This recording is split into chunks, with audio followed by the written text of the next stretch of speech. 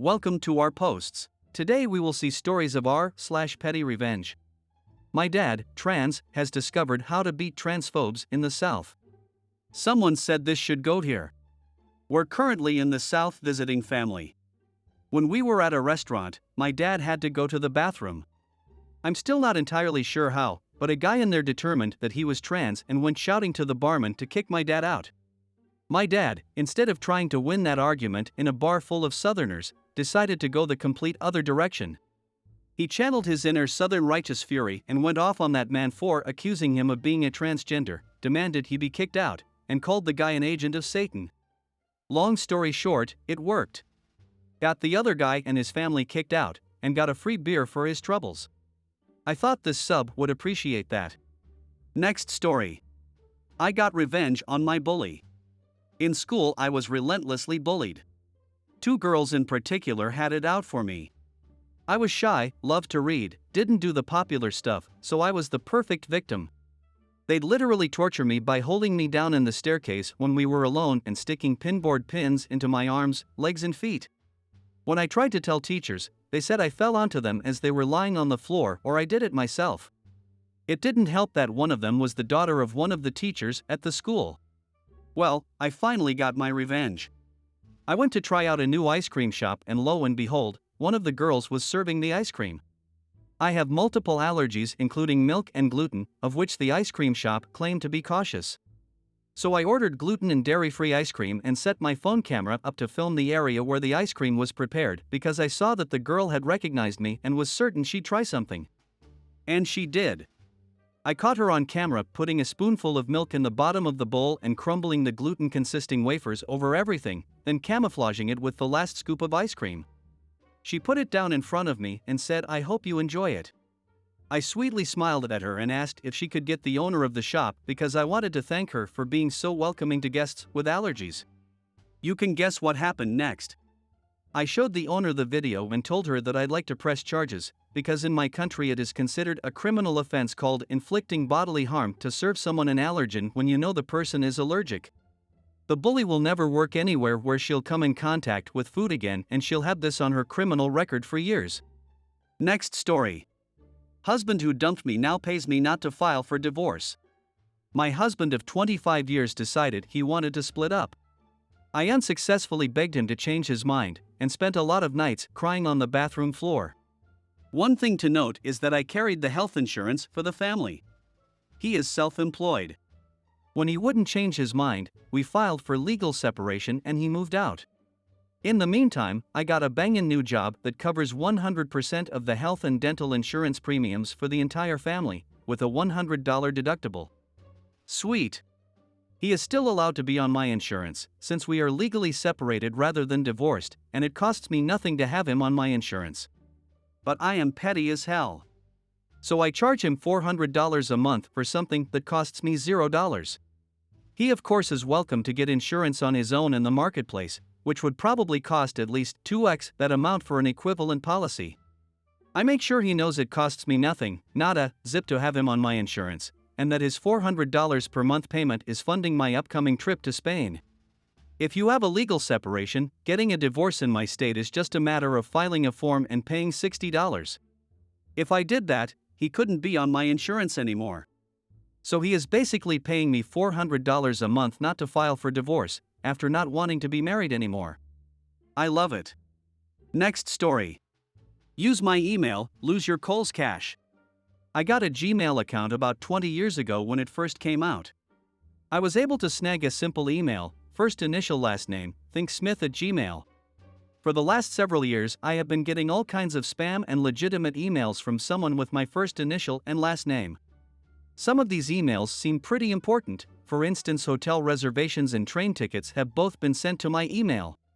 In the past I have tried to contact her with the phone number I find with the emails and asked her to stop using my emails. She brushes it off every time, basically telling me to F off. Apparently she has just started shopping at Kohl's because I've been getting all of her rewards email. Since she decided she isn't going to stop using my email, I used her $50 in Kohl's cash she sent to my email a couple weeks ago, and just used another $20 today. As far as I'm concerned, she's aware that she's using my email, therefore she's gifting me her Kohl's cash. Thanks for the new belt and jeans, Jessica. Keep 'em coming. Next story. Refuse my mother entry to your horse track? Don't expect access to our personal road. My granddad used to own a piece of land next to a horse racetrack. Their land almost surrounded my granddad's except for him having access to a heavily trafficated public road. The racetrack was laid out in such a way that their exercise track was placed north on my granddad's land while the main track with a stadium was placed to the south. Way back when the racetrack was built, they had asked my granddad if they could transport their horses across his land. There was already a maintenance road in place, and as they only moved their horses, he didn't really mind as they also supported the local village. As a small thank you for this, they allowed him and his guests to watch the races for free. Normally it cost around $5 in our local currency, not that much, but it allowed him to take me and all my cousins to watch the horses for free. Anyhow, fast forward a couple of years and my granddad passed away. My mother, who inherited the land, tried to bring her grandchild, my niece, to the racetrack to see the horses just as my granddad used to. At the counter she is told that she has to pay for admission, not really that big of a deal as she thought that they didn't know that she now owned the land. Afterwards, however, when she writes to the track to rectify the situation, they tell her that she won't be admission free as it was a one-time deal they had struck with my granddad that now is off. Enter the petty revenge. A few months later, when we had planned to cut down some of the trees for lumber, my mother told the contractors to accidentally leave 1 or 2 logs across the maintenance road. The racetrack, now having to load their horses on trolleys as they had to use the busy public road instead of our maintenance one, almost immediately sent an email to my mother apologizing and offering her that same deal as my granddad had received if we would remove the logs. She only informed them that the one-time deal they had struck with my granddad was off. In the end, after some wrangling, we ended up with a deal where they now have to pay my mother around $400 every month in addition to her and her guests having free admission. Next story. Call bylaw on me because I'm too sick to mow my grass. Enjoy your view of my 8-foot fence. So the call about the long grass was kinda a last straw thing. The backstory is, my grandpa passed away 2 years ago and I moved into his house. He was pretty healthy, but he let the yard go down a bit. The grass was maintained, but the trees were overgrown, his pond and patio was dirty, etc. Our neighbor, years ago, sold their yard to a property builder. Our properties are in an L shape, so our neighbor was using our backyard as her virtual backyard. For the past 2 years I have been trying my best to maintain the backyard, while also working and dealing with my grandpa's stuff. Well, for the past few weeks the backyard has fallen a bit as stress from work has creeped in and I was sick for a few weeks. Before this, the neighbor has always had nitpicks, but I mostly ignored them, but they rang my door one day to complain about mess in the back and I told them I have a life outside this house. If it bugs you that much, you're more than welcome to do the work. Following that, bylaw came by and they were very understanding about my situation and gave me more than enough time to feel better and mow the lawn. Well, that whole thing pissed me off and I wanted to get the typical white picket fence as there wasn't a fence and we were passively looking for a dog. So I decided, screw it, and built the largest fence I could, and since her house was right on the property line, she now looks out the window and instead of seeing my backyard she sees just a wood fence. Next story. Move my furniture, my turn. This happened when I had only just moved from home and got my own place. Super proud of myself as I'd saved like a demon and bought, with mortgage, obviously, my first place. Lovely little 2-bed flat in a slightly rough area, but I loved it and it was all mine. My mom and stepdad came to visit for a few days a few months after I was settled in, nicely decorated in my style, all my own furniture. One of the evenings they stayed, I had to work a late shift. They planned to go out for dinner and to the pub and I left them to it. Came home at 11 p.m. and my mom had moved nearly all of the furniture around and all my books and kitchen stuff were moved to different shelves or cupboards. She even moved my bed in my room, so when I opened the bedroom door it hit the bed. I was pissed. So I angrily fixed what I could that night before going to bed. Spoke to her about it the next day, explained it's my home and I had it how I liked it, so stop please. I put everything else back, which took hours. She grumbled the whole time that it looked better her way. Their last day I nipped out to the shops to get us some nice bits for lunch and in the hour I was gone she'd done it again. Moved all my kitchen stuff around to where she liked it. Again I told her off, my house, my rules. She still maintained it was better her way and I should just let her crack on. Fine, I let her do what she wanted and put stuff back when they left. My revenge, I went to visit their house 6 months later and did it to her.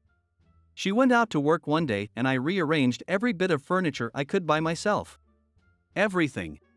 Swapped the dining room and living room furniture over so you had to walk food through the living room and across the hallway to get to the dining room. Swapped their bedroom and guest room curtains over. The windows were different sizes so their now bedroom curtains were 2 foot too short. Even the pointless little things like moving the spoons to a different side of the drawer and moved every photo on the walls to a different wall. Rearranged the fridge. Took me 7 hours. My stepdad was home while I did it and laughed his head off the whole time. He refused to help but understood, so let me crack on. Neither me nor my stepdad said anything when she got home. We just sat watching TV, which was now in what was their dining room, and I asked her how was work. She didn't say a word. She walked round the house, taking it all in, for 20 minutes. Then came and sat down, looked at me and said point taken. They'd put it back to how it was the next time I visited. We've not spoken of it since. Next story. Don't want to pay me for my work? Let me remind you of our contract terms. So back in the day, I worked as a commercial photographer. Most of my clients were great, but a few liked to drag payment out or think they could just not pay me because they were a big company and I was just one guy. I had one assignment where I delivered about 24 images of models with their products. It was a pretty big deal for me. At every step of the way, they expressed their delight with all of the images I delivered. They'd paid me 1/3 up front, and after delivering the images, I billed them for the balance. And I waited and waited and waited. Nothing. Every time I called, I got some excuse until they just stopped answering my calls. Then it happened. They published the images and in ways that went beyond what our licensing agreement had covered. So not only had they not paid me for the usage we'd agreed to, they'd used the images in ways that went well beyond what we'd agreed to. They still weren't answering or returning my calls. Okay, they wanna F around, they're gonna find out. So one of the things in my standard licensing agreement is a condition that says, licensing is contingent upon payment in full. So by not paying me, all of their usage is considered infringement, not just the usage outside of our agreement terms. One thing I did when setting up my business is establish a good relationship with a lawyer. It helps that my cousin is a lawyer with good friends. So I call my lawyer and detail everything that's gone down. He sends them a letter letting them know we intend to sue for infringement since the images were never licensed, and that the penalty is like $150,000 per image and block their use of the images altogether. I know they got the letter because they called me freaking out. Offering excuses, we were in the process of paying you. It's been 3 months past the due date. Accusing me of poisoning our working relationship. If you wanted a good relationship, you would have stuck by our original agreement and paid me. I ended the call by telling them they needed to deal with my lawyer. They must have consulted with their own lawyer, who evidently told them just how effed they'd be if they went to court over this. In the end, I settled for less than what I asked for in the initial demand, but it was far more than if they'd just paid me and negotiated for the additional usage. Next story. Karen doesn't like that I remove my rose bushes, so I send her on a goose chase. Been going on for a few weeks now. Long story short, I replaced my rose bushes in front of my house. My house, not her house, but my house, you know, the one I own.